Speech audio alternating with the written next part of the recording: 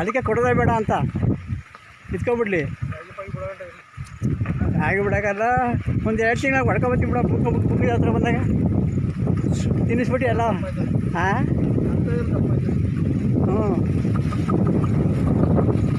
ಬುಕ್ಕಿನ ಜಾತ್ರೆಗೆ ಹೋಗೋದು ಒಂದು ದಿವಸ ಗೌರವ ಕುಡಿತ ಕರ್ಕೊಂಡೋಗಿ ಬಂದ್ಬಿಡೋದು. ಬುಕ್ಕಿನ ಜಾತ್ರೆಗೆ ಹೋಗೋದಕ್ಕೆ ಮುಂಚೆ ಒಂದು ದಿವಸ ಗೌರವ ಕುಡಿತಕ್ಕೆ ಕರ್ಕೊಂಡೋಗಿ ಬಂದ್ಬಿಡೋದು.